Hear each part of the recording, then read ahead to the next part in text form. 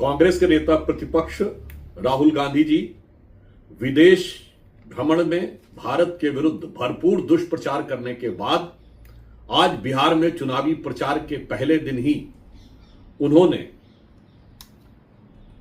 भारतीय संस्कृति के सबसे महान पर्वों में से एक और बिहार की संस्कृति के सबसे बड़े महापर्व छठ पूजा के लिए जिस प्रकार के शब्दों का प्रयोग किया है, पहले गंदा पानी और उसके बाद ड्रामा शब्द का प्रयोग, ये जन जन से लेकर प्रधानमंत्री जी तक की इस छठ के महापर्व पे जो आस्था है,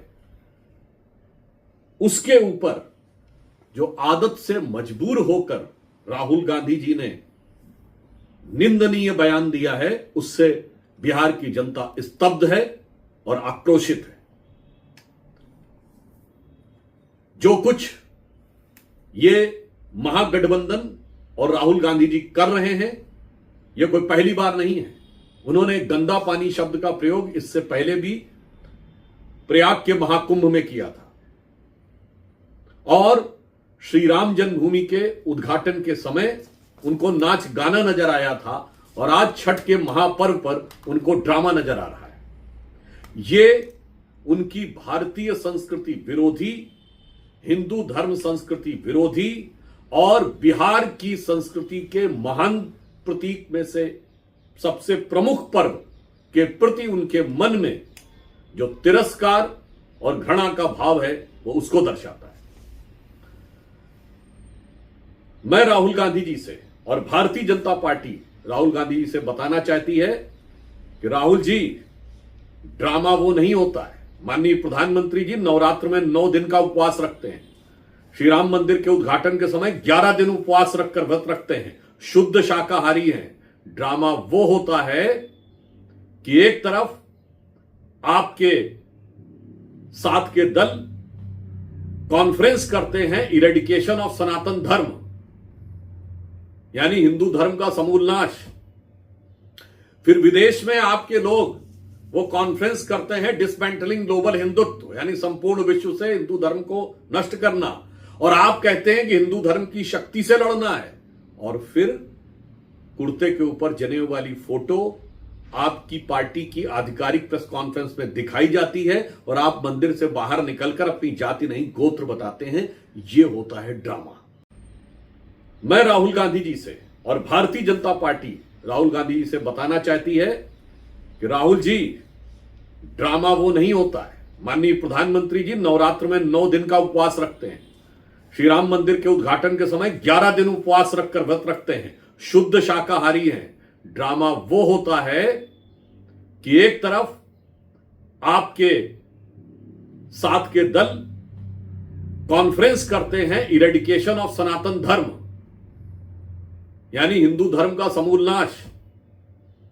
फिर विदेश में आपके लोग वो कॉन्फ्रेंस करते हैं डिसमेंटलिंग ग्लोबल हिंदुत्व, यानी संपूर्ण विश्व से हिंदू धर्म को नष्ट करना, और आप कहते हैं कि हिंदू धर्म की शक्ति से लड़ना है।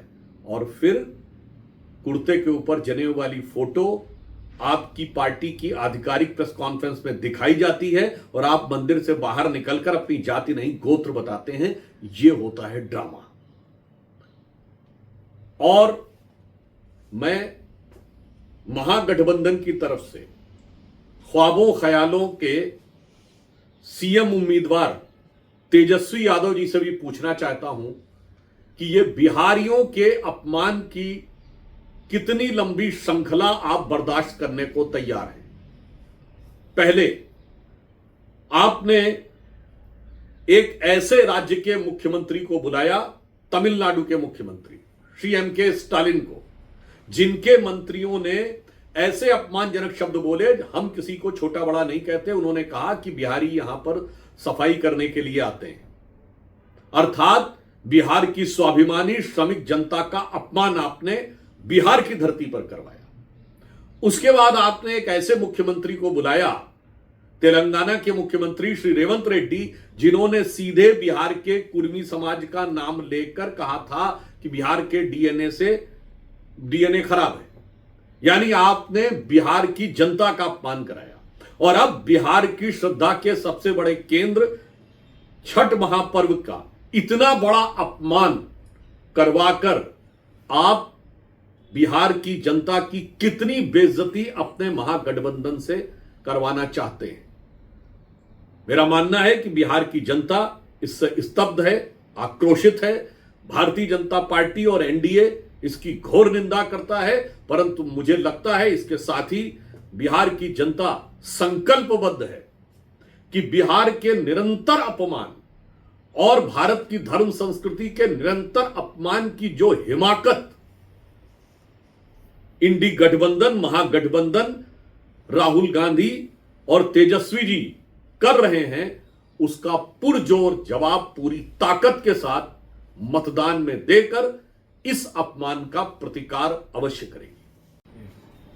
छठ का महापर्व अस्त होते हुए सूर्य को की आराधना करके प्रारंभ होता है और उदित होते हुए सूर्य को अर्घ देकर समाप्त होता है। तो निश्चित रूप से इन चुनावों में बिहार की संस्कृति और श्रद्धा के इस प्रतीक के इस अपमान का प्रतिकार करते हुए बिहार की जनता महागठबंधन के सूर्य को अस्त करने और प्रधानमंत्री श्री नरेंद्र मोदी और श्री नीतीश कुमार जी के नेतृत्व में एनडीए और भारत के उगते हुए सूर्य को अपना समर्थन देकर नए भारत का मार्ग प्रशस्त करेगी।